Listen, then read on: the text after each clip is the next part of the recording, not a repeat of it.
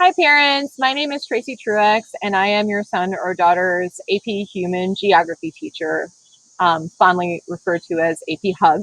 On the slide right now, you'll see my contact information and my telephone number. If you should ever have any questions, either about the presentation, about this course, about things that we do in this course, please don't hesitate to reach out and get in touch with me. I really love teaching this class and I love all things geography, so I'm happy to talk about anything that you might have questions on. So I'm going to start really quickly with a brief overview of the course. This is an AP course, of course, which I'll talk a little bit about in a minute, but we have 7 units of study. We actually just finished our first unit. We took our test on it today as I'm filming this, which is Monday, August 30th. And it's always kind of exciting to tell the kids, you know, we're 1/7 of the way through. But as an AP course, all of the information that students learn from Unit 1 all the way through Unit 7 is stuff that they have to remember. So it's a little unique in that way. Also, if you notice the questions on the left-hand side, what is where, why there, and why care, those are our driving course questions, and they come up over and over again as I help your kids really analyze the world from a spatial perspective. Grading policies, this is an AP class, but it counts as an honors weight. So we have a lot of categories in this class for a variety of different reasons. Homework and classwork, stuff that we do in class or for home, is worth 5%. We have AP classroom practice, which is 5%. I'll talk about that in just a minute. Map and vocab map quizzes. The kids by the end of this semester will know where all of the countries in the world are located, and even if they forget some, they'll be able to tell you the regions. We also have vocab quizzes because this is a vocab intense course, and so we want to make sure that students understand the vocabulary before they have to do the more important part of applying it. Finally, 2 different kinds of assessments in this class: free response questions and multiple choice exams. We write to mirror the actual AP test that the kids take in May. So typically every unit ends with a 2-day assessment. First they take the multiple choice test and then the free response. The only unit that doesn't have a free response question is Unit 1, and so they just had a multiple choice test. And then of course the final exam is worth 15% of their grade. Our goals and ours, Mr. Balstein, the other AP Human Geography teacher, and myself work really closely together on this course. And so we actually even do tandem review sessions. So we really get to know each other's kids. So it feels like an our class instead of just a my class. But this twofold. So the first goal that we have is to help students become more geographically aware and geographically literate. In an ever globalizing, ever interconnected world, I really think that this is such an important thing to help students understand the world in which they live and to become critical and analytical about topics that come up that may impact them in their futures. And then, of course, the tandem goal is to help students earn college credit by passing the AP exam in May, which I'll talk about in just a minute. But really, my heart goal is just to have them fall in love with the discipline of geography. All right, so let's talk a little bit about the AP test because parents always have questions about this and so do students. So the AP test this year is on Thursday, May 5th. We're actually the first test of the day. So students will most likely, well, I mean, actually, I don't know most likely at all. Who knows what the test is going to be? Typically it's paper and pencil, but last year there was digital options. And so I guess normally, and the test was normal last year, the format is as such. So students, it's 2 parts. Each part is worth 50% of their total score. The first part is a multiple choice test. They have 60 questions in 60 minutes. And then the second part is 3 free response questions, and they have 25 minutes per question for a total of 75 minutes. And the free response questions are much more like short answer questions that we were all used to in college. So they're not essays. There's no thesis or use evidence. It's like, here's a question, prove that you know geography and that you can demonstrate your learning of concepts, content, and vocabulary or theories and models. And can you do it in a geographic way using the skills that we practice all year long? Students can receive a score on the AP test from 1 to 5. Scores 3, 4, and 5 are considered passing and may earn college credit. I have a giant list of colleges that accept our test for college credit in some way. Some colleges are kind of picky. They want 4s and 5s. Some go 3, 4, and 5. So if you ever have questions or you're curious about a particular college, I can send that information your way.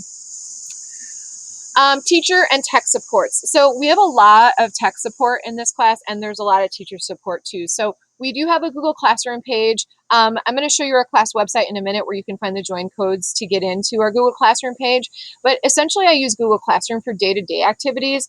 I want to get kids a little bit off of their screens. So I do a lot of paper stuff, not just like screen stuff in class. And then the class website, let me show you what this is. The class website is actually kind of your one-stop shop. And so sometimes I find Google Classroom a little bit clunky, especially for review, because it's a lot of scroll, scroll, scroll, and you're just kind of like, when did we do that? And on what day? So on our class website, if you click on whatever unit we happen to be on, there is as it loads, there's a little background on what the unit is all about, but there's also our agenda, our calendar that includes our agenda for the day, the learning targets or expectations for that class period, and then whatever homework students might have. So I think this is a really good option for students that maybe might miss a day, or that just want to be like, you know what, when did we do that scale activity, or when did we learn about location? I'm a little confused and I want to go back to that. Students can just click on the Google slide presentation and it takes them exactly to that day. And then all the homework is also linked in case students forget to write it down. In addition to the agendas, there's also a blank regional map for practice on map quizzes. I do offer extra credit in this class, and so the extra credit opportunity is here as well. And then there's semester and test review stuff here at the bottom. The other thing that I want to talk about in terms of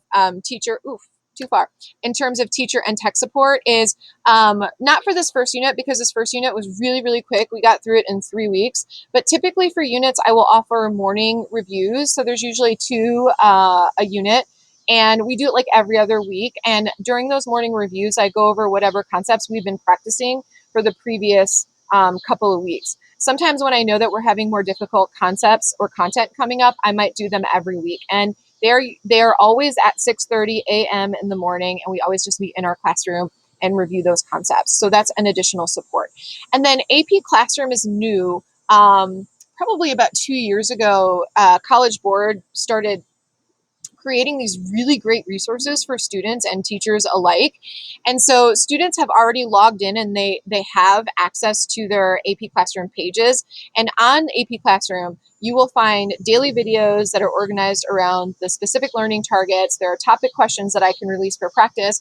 And then part of their grade is actually completing the personal progress checks, which is sort of like an end of unit before the test practice test.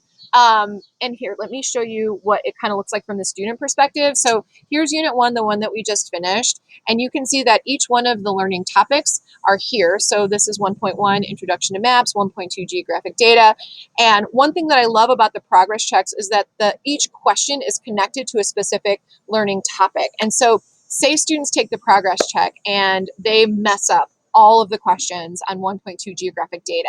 Well, College Board has had usually teachers in the field that are pretty prominent in the world of AP Human Geography record these really excellent videos that just review concepts. And so I like to tell the students that the more times you hear other people talk about this stuff, the better you're going to understand it, because maybe one of the teachers in this video can explain it in a way that maybe makes you understand it better than the way that I explained it, which is why Mr. Beilstein and I always share review sessions as well, just because I want kids to hear the topics being talked about in a variety of different ways, because I don't write the AP test. Somebody else writes that. So I need students to kind of get used to how all kinds of teachers are talking about these topics.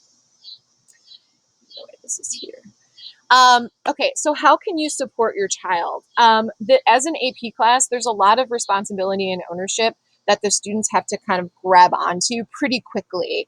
And so you can encourage them to complete all prep and processing tasks on time. And the on time is really important. My goal is to make learning manageable in this class. And like I said, it's a content heavy class. And so I've found a way to break up assignments so that if students are doing the nightly homework, which they will have homework like pretty much every night until we're like done with the test in May. I try and give students like actual breaks off. So like Obviously, they get winter break off. I try really hard to give them Thanksgiving break off and sometimes long weekends. But most of the time, they're going to have homework. And as long as they're keeping up with the daily homework, then they're fine. But if they wait until like the end before the test, this class gets really overwhelming really, really quickly. Which brings me to the next bullet point. Encourage them to ask for help. I'm not joking when I say I love this. So I love talking to students about these concepts and this content. And so I'm always available for help. Take advantage of available supports like review sessions and the AP Classroom videos that I just mentioned. And it's not a bad idea to create a study group. I mean, an AP class is supposed to mirror that of a college class, and that's what we do in college. And then the other thing that you personally can do is start watching and talking about the news through a geographic lens, right? I joke with the kids. I can turn any topic at all into geography because everything can be examined through this lens. And so as long as students, an application is how they demonstrate their learning. So if they can apply the concepts that we're talking about in class to the real world, that's what they have to do. And you can help them with that by making them aware of what's actually happening in the world. And then I think that that's all I have. So again, if you have any questions, my name is Mrs. Truax. My information is at the beginning of this Google Side presentation. And thanks for watching.